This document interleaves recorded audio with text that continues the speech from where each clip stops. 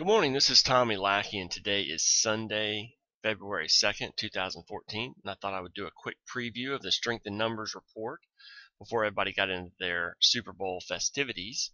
Now, this is just going to be a quick overview. If you want to dig into the depth and see the whole report, you'll need to email me at gtlackey@gmail.com.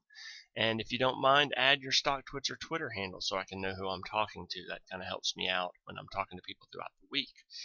But let's take a quick look. Now, one note I want to make is I'm going to try not to use my pointer as much in this video because I do not like the way it looks for you guys. It seems to get in the way a lot, so I'll use it some, but I'll do my best. So let's go ahead and dig in and see what we can find.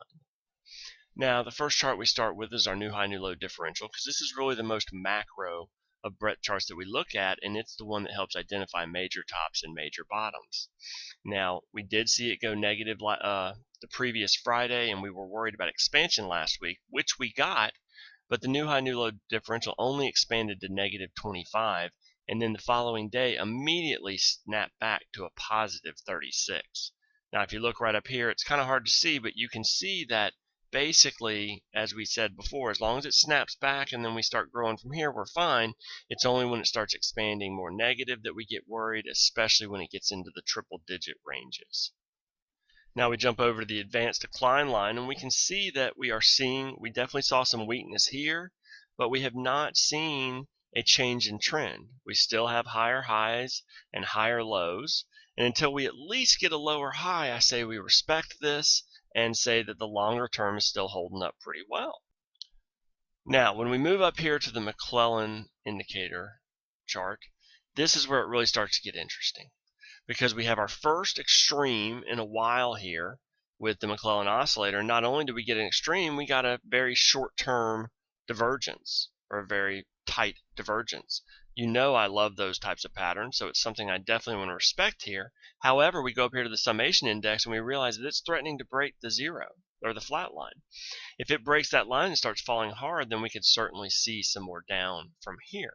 So what we're going to look for here is, while respecting this extreme on the oscillator, we do understand that it could come down and pull another one, but really the important factor is to see the summation index start to curl up here. So far we have not seen that, and if we don't, we'll start to get more worried. But if it can curl up here right around zero and start to turn up, that to me would be a very strong buy signal for more intermediate traders or investors. Now we see the breadth thrust indicator is very similar to the McClellan oscillator. We're seeing our first extreme signal, and it comes with a divergence. So again, you really don't want to argue with those until it proves itself wrong, but also understand that it can get more extreme, and one more shot down wouldn't be totally out of the question. Just don't wait too long for it to come.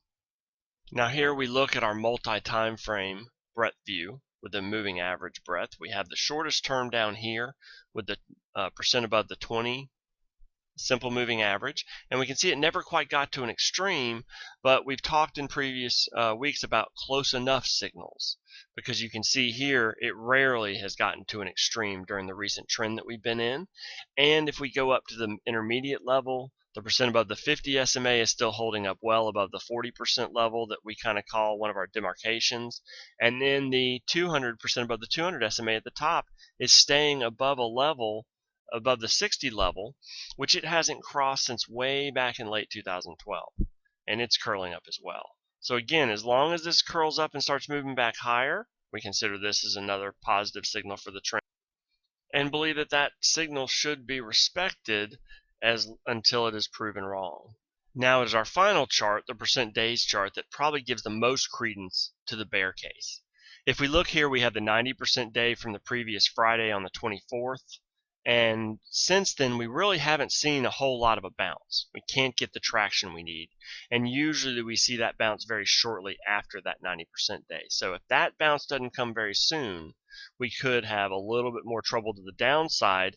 And of course, as you look at this chart in candles, you can see right here that this looks like a bear flag could be building as well.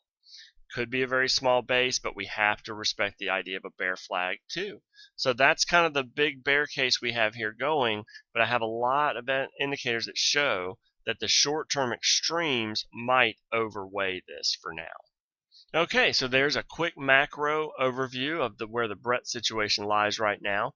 If you'd like to look at the full report that also combines my relative strength as well as a good bit of my sector work all the way down to subsectors, please email me at gtlackey@gmail.com and I'll be happy to shoot you over the password. Hope you guys have a great Sunday and look forward to trading with you this week. Bye-bye.